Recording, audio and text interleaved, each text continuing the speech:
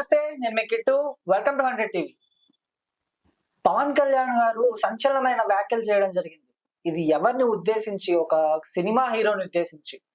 ఏంటి అంటే, ఒకప్పటి హీరోలు అడవులను కాపాడే వాళ్ళు, ఇప్పుడు ఆ అడవుల్ని స్మగ్లింగ్ చేసే వాళ్ళు హీరోలు అవుతున్నారు అనే ఒక సెన్సేషనల్ మ్యాటర్ గా పవన్ కళ్యాణ్ గారు వ్యాఖ్యం చేయడం జరిగింది.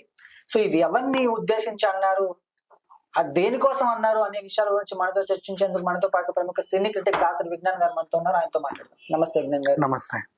పవన్ కళ్యాణ్ గారికి, ఒక ప్రముఖ హీరో గారికి కూడా ఏదైతే ఎన్నికల సమయంలో కొన్ని సంఘటనలు జరిగాయి, అవి ఆ సంఘటనను ఉద్దేశించి, ఆ హీరోను ఉద్దేశించి పవన్ కళ్యాణ్ గారు మాట్లాడడం జరిగిందా, లేకపోతే ఇంకా ఏదైనా ఇంటెన్షన్ తో పవన్ కళ్యాణ్ గారు మాట్లాడడం జరిగిందా? బేసిక్ గా నిన్న ఆయన ఏమన్నాడు, ఆయన్ని అడవి మంత్రిని చేసిన పాపానికి అడవి మనిషిలా తయారయ్యి ఇష్టం ఉన్నట్టు మాట్లాడాడు. యాక్చువల్ గా చెప్పాలంటే చదివిస్తే ఉన్నమతి పోయింది అనుకోవాలో, లేకపోతే రాను రాను రాజుగుర్రం గాడిదైంది అనుకోవాలో, రాను రాను రాజకీయ నాయకుడు పవన్ కళ్యాణ్ అయ్యాడు అనుకోవాలో తెలియట్లా. ఏం జరిగింది? ఇప్పుడు ఒక సినిమా హీరో రాను రాను, ఒకప్పుడు సినిమా హీరోలు అడవులను కాపాడేవాళ్ళు, ఇప్పుడేమో స్మగ్లర్లు. అది ఇప్పుడు రాను రాను రాజగురం గాడిదైందనే సామెతని మనం మళ్ళీ మాట్లాడదాం. రాను రాను సినిమా హీరో రౌడీ అయినట్టు, రాను రాను సినిమా హీరో అడవి దొంగ అయినట్టు, రాను రాను సినిమా హీరో స్టేట్ రౌడీ అయినట్టు, రాను రాను సినిమా హీరో అదేంటి ఖైదీ నెంబర్ 786, ఖైదీ నెంబర్ 150 ఇంకేదో అయినట్టు, రాను రాను సినిమా హీరో దొంగ, ఖైదీ, గూండా, ఘరానా దొంగ అయినట్టు. ఇప్పుడు చూడు, ఇవన్నీ ఎవరు చేశారు? సినిమాలు చిరంజీవి గారు. ఆయన చేస్తే ఒకప్పుడు హీరోలు ఆపద్ బాంధవుడు, విజేత ఉండేవారు. ఇప్పుడేమో ఇలా రౌడీలు, గూండాలు తయారయ్యాడని ఎందుకు అనట్లేదు? లేకపోతే ఇప్పుడు అల్లు అర్జున్ నువ్వు టార్గెట్ చేసావా?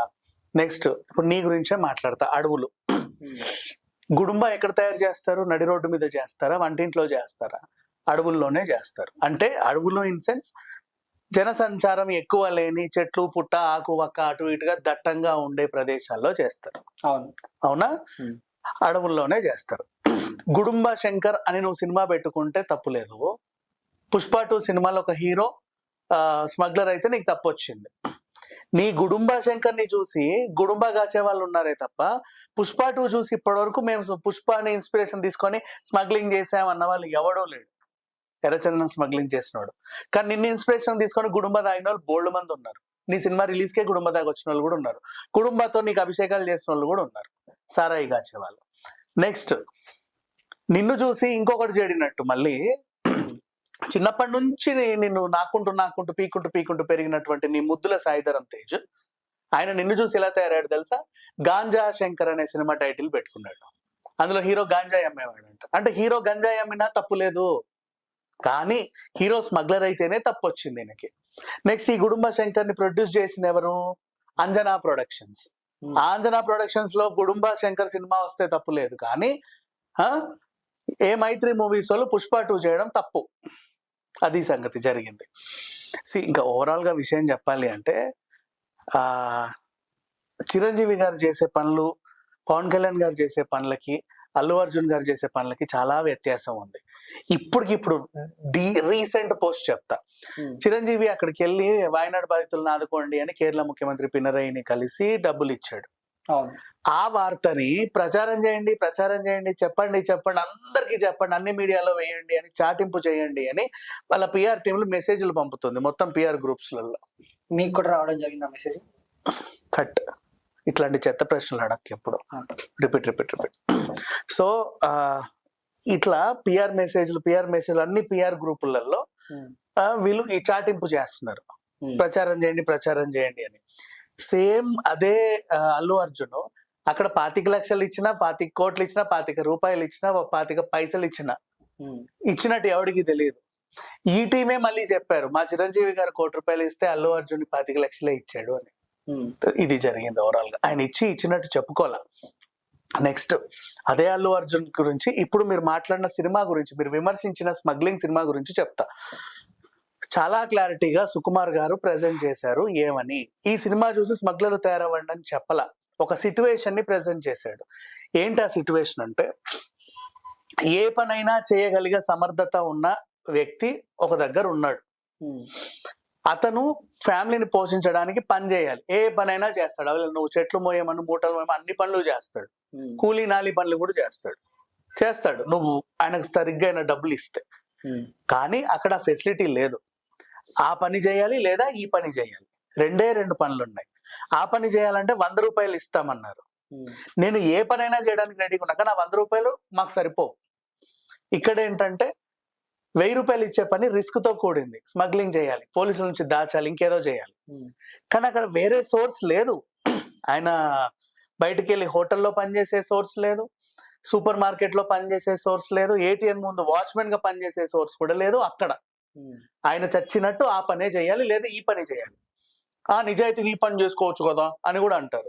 నిజాయితీగా ఆ పని చేసుకుంటే ఆయన ఉరేసుకు చావాలి, ఫ్యామిలీలను పోషించలేక. ఎందుకంటే పని చేసే స్తోమత అన్నీ ఉన్నాయి, ఆ శక్తి అన్నీ ఉన్నాయి. కానీ అతను ఆ పని చేయలేడు, ఇంకేదో పని చేయాలి. ఇంకేదో పని లేదు. ఖచ్చితంగా 2 సోర్స్లు ఉంటాయి. ఆ పని ఎత్తుక్కున్నాడు. 1000 రూపాయలు వస్తున్నాయి కదా అని. నెక్స్ట్ దాంట్లోనూ ఆయన ఏం చేశాడు, అంచెలంచెలుగా ఎదిగాడు. ఎదిగిన తర్వాత ఏం చేశాడు, నాలాగా నా ఊరోళ్ళు ఇంకొకరు తయారు కావద్దు అనుకొని తనని తాను బలిచ్చుకొని తన జీవితాన్ని పనంగా పెట్టి మిగతా ఊరోళ్ళ కోసం తను సంపాదించిందంతతో స్కూళ్ళకి చదువులకి డబ్బులు ఇచ్చాడు, పెళ్లిళ్ళు చేశాడు, ఇంకా ఊర్లను బాగు చేయించాడు, ఫీజులు కట్టాడు, అప్పులు తీర్చాడు, ఇంకా బోల్డన్ని పనులు చేశాడు. వాళ్ళకి ఆపరేషన్లు చేయించాడు, అన్ని చేయించాడు. నెక్స్ట్ ఆ జనరేషన్ పుష్పలా తయారవ్వకూడదు అంటే ఏ సోర్స్ లేకుండా ఈ స్మగ్లింగ్ పని ఎంచుకోకూడదు అని చేసింది. ఏంది అది తప్పని ఆయనకి తెలిసినా కూడా ఏదో చేశాడు. అండ్ ఆ సినిమాని ఒక ఇతివృత్తంతో ముగించేశారు. నెక్స్ట్ ది రూల్ రాబోతుంది, అందులో మేము క్లుప్తంగా చెప్తామని కూడా అన్నారు. దానికి సంబంధించి ఒక షార్ట్ ఫిలిం కూడా లాంటి ఒక చిన్న గ్లిమ్స్ కూడా రిలీజ్ చేశారు. So Pushpa is a hero. ఆయన ఆ సినిమా ద్వారా అక్కడి ఏం జరిగిందో చెప్పారే కానీ ఆ సినిమాని ఇన్స్పిరేషన్ గా తీసుకొని అలా వాటర్ ట్యాంకుల్లో గంజాయి స్మగులు, పాల ట్యాంకుల్లో అదేంటిది ఇంకేవో ఎర్రచందనాలు తీసుకెళ్ళమని చెప్పాల, అలా పోర్ట్రే చేయాల. అలా పోర్ట్రే చేస్తే ప్రతి సినిమాని కూడా మనం ఎన్నో వంకలు పెట్టొచ్చు, ఇలా చెప్పారు అలా చెప్పారని. అండ్ యాజ్ ఇన్నేళ్ళు ఇండస్ట్రీలో ఉన్నటువంటి ఒక పవన్ కళ్యాణ్కి ఈ బేసిక్ సెన్స్ పాయింట్ కూడా అర్థం కాలే. ఒక డైరెక్టర్ ఏం చెప్పాలనుకున్నాడో అర్థం కాలే. ఆల్రెడీ డైరెక్టర్ గా కూడా పనిచేసిన అనుభవం ఉన్న పవన్ కళ్యాణ్కి ఒక హీరో బేస్ చేసుకున్న ఒక సినిమా స్టోరీ అర్థం కాల. నెక్స్ట్ ఆయన్ని పోక్ చేయడమే నీ మెయిన్ ఉద్దేశంగా పెట్టుకున్నావు, అది అందరికీ అర్థమైంది. ఎందుకు ఆయన్ని పోక్ చేయాలనుకున్నావు అంటే దానికి ఏమన్నా నీకు ఆయనకి ఏమన్నా గట్టు పంచాయితీ ఉందా, మీరిద్దరు ఏమన్నా బద్ధ శత్రువులా, ఎప్పుడన్నా కొట్లాడుకున్నా అంటే అది లేదు. రోజు వచ్చి ఆయన నీ కాళ్ళు గడిగి నెత్తించాలి, నీకు భజన చెయ్యాలి. నీకు ఆ భజన నచ్చట్లా, ఆయన ఆ భజన చేయట్లా. రోజు వచ్చి నీకు భజన చేయాలంతే. రోజు వచ్చి పవన్ కళ్యాణ్ కాళ్ళు గడిగి నెత్తించాలని బే బే బే బే బే అని పవర్ స్టార్ భజన చేయాలి.